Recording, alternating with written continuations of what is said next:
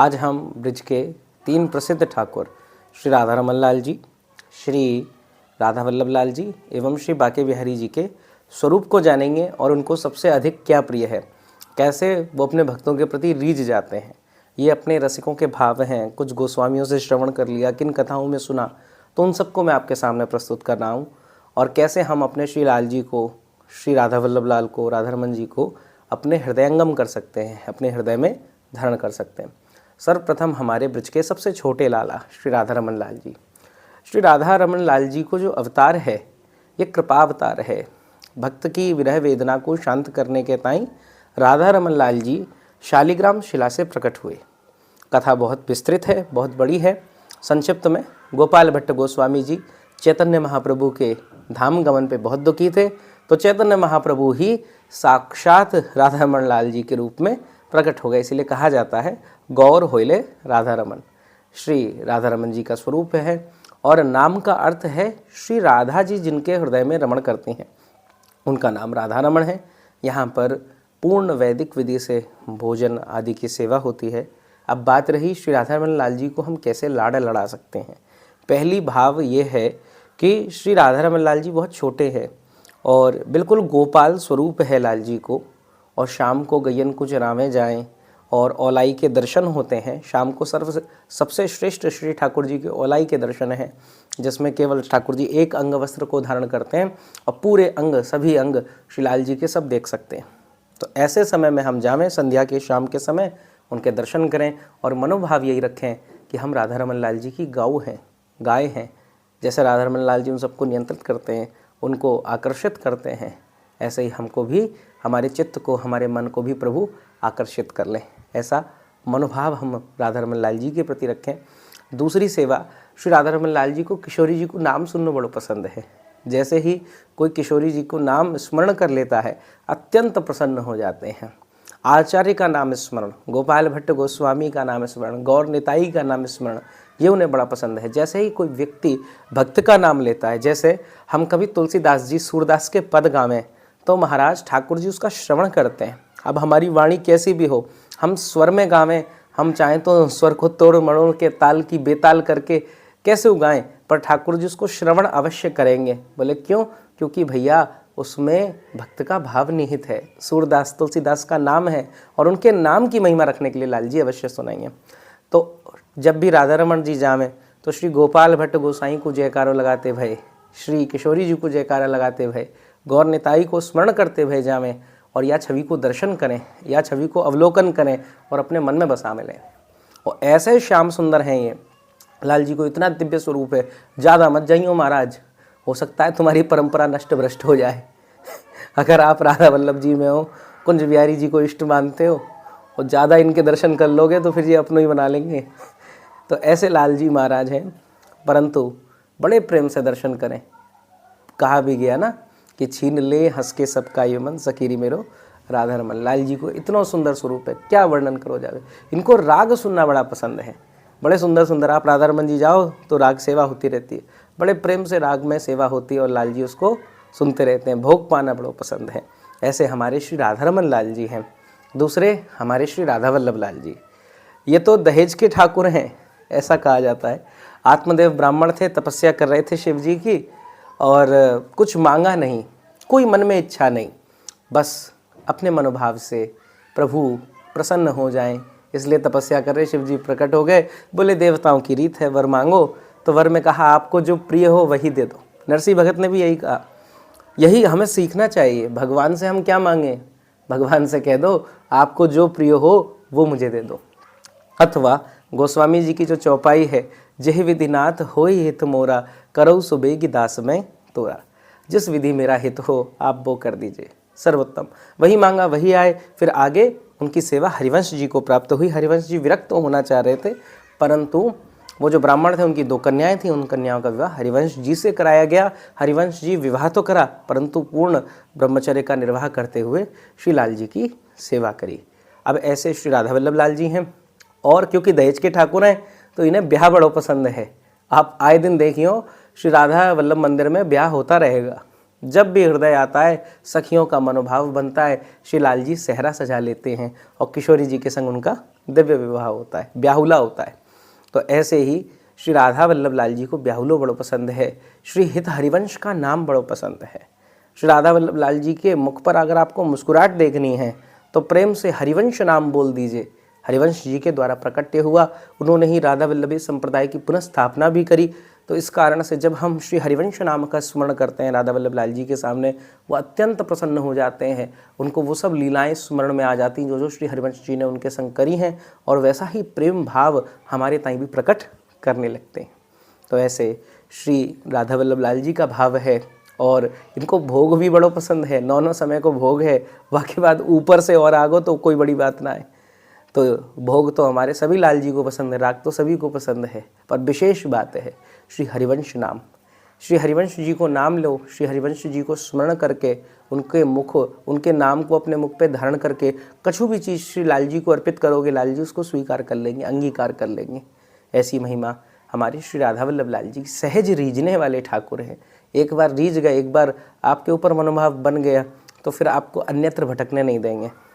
रीझना कठिन है, समझ में आना भी कठिन है। राधा वल्लभ जी के नेत्र भी नहीं समझ में आते, पर एक बार अगर समझ में आ गए तो फिर हृदय का ये जो इधर उधर भटकना है ये बंद हो जाता है। उन्हीं से प्रीत लग जाती है, उन्हीं से प्रीत की रीत हो जाती है। और अब हमारे श्री कुंज बिहारी लाल बाके बिहारी जी श्री हरिदास महाराज जी के हृदय से प्रकट हुए। श्री हरिदास महाराज रसिक श्रोमणी, रसिक शेखर हैं, और उनके हृदय से साक्षात प्रिया प्रीतम श्री राधा और श्री कृष्ण प्रकट हुए। अब इस जग की तो ऐसी स्थिति नहीं है श्री प्रिया प्रीतम को देख सके, तो दोनों ने एक विग्रह धारण कर लिया, मिलित विग्रह हो गए।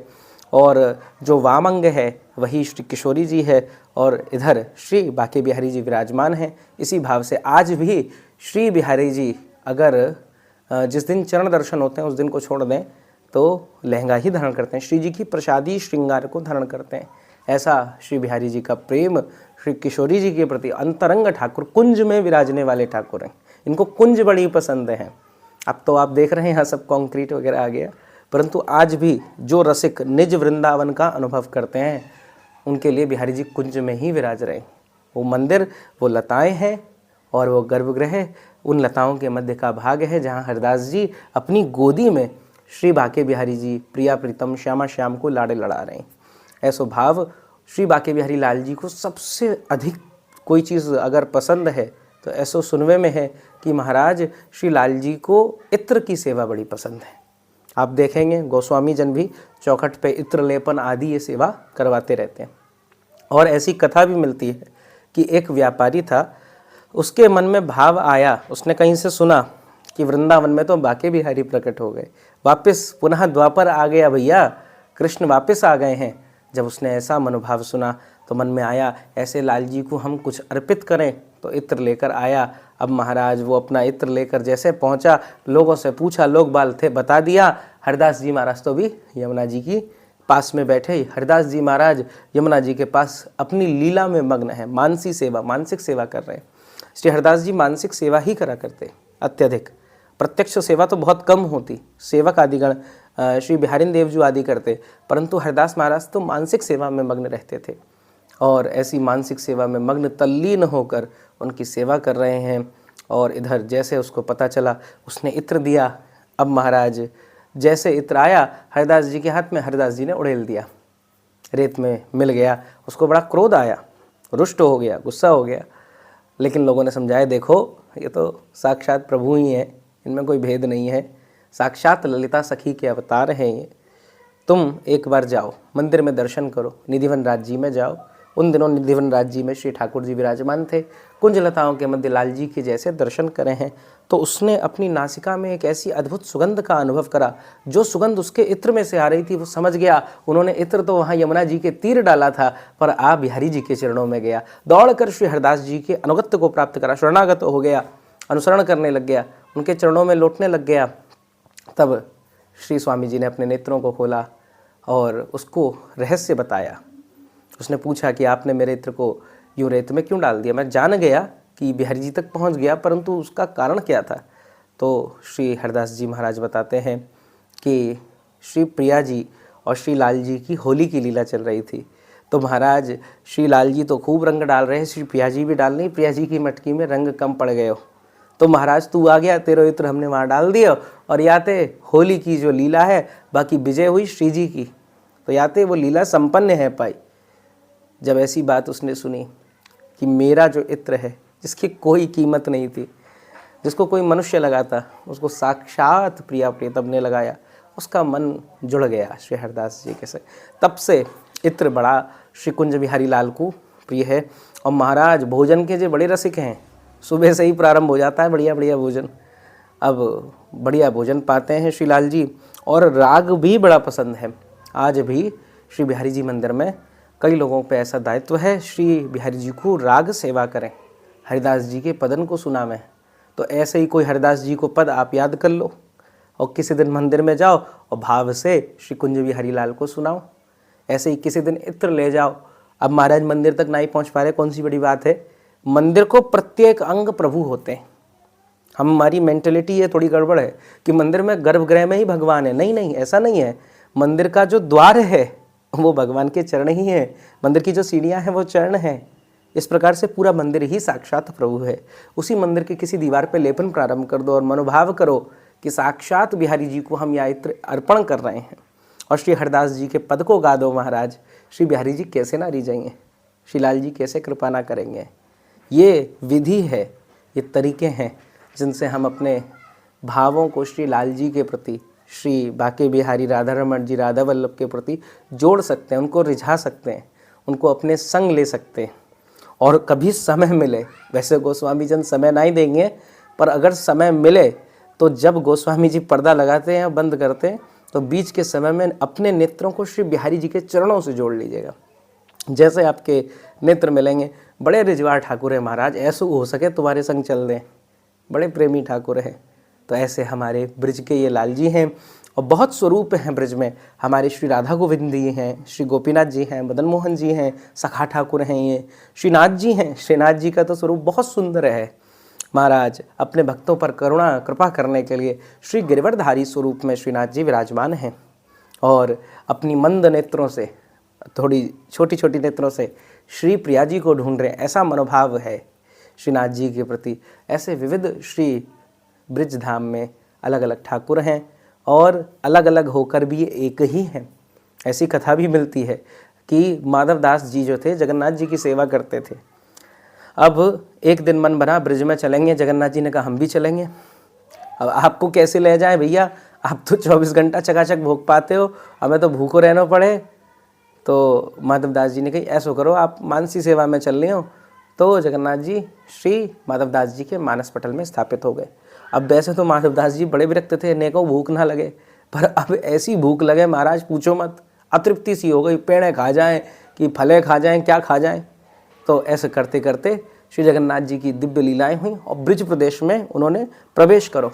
ब्रज प्रदेश में जैसे प्रवेश करो तो नेक माधव दास जी भूख और लगी, तो भूख के कारण उन्होंने कोई सूखा चना पड़े थे उनको ग्रहण कर लियो।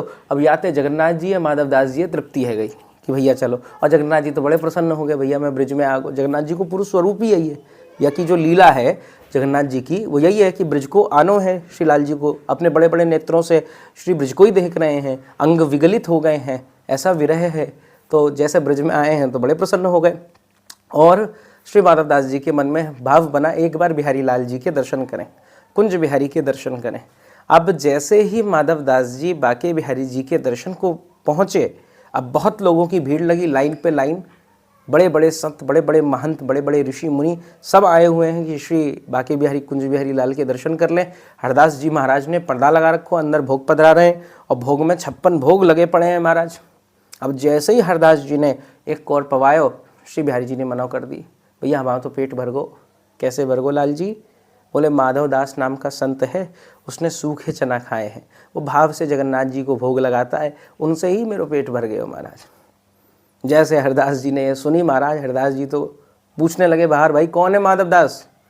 माधव दास आए, भाई हम हैं माधव दास, क्या हुआ? बोले तुमने श्री बिहारी जी को सूखे चना को भोग लगा दियो, हमने इतने 56 भोग बनवाए, सब बर्बाद हो रहे हैं तुम्हारे चक्कर में। माधव दास बोले हमने बिहारी जी को थोड़ी ना भोग लगाए, हमने तो जगन्नाथ जी को भोग लगाए।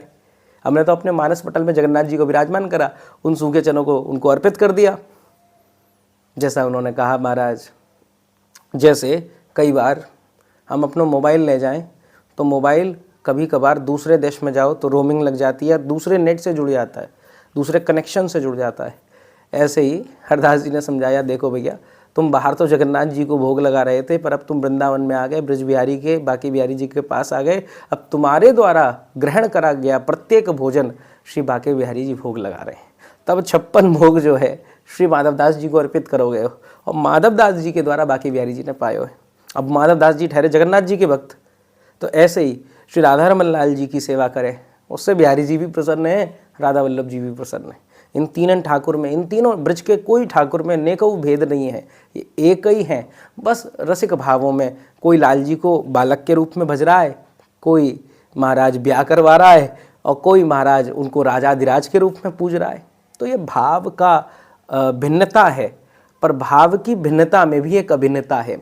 ये सब श्री लाल जी हैं, श्री कृष्ण ही हैं, और इनमें से किसी एक का रीजना, एक की सेवा होना भी आपको जन्म मृत्यु से मुक्त करा सकता है। जय जय श्री राधे।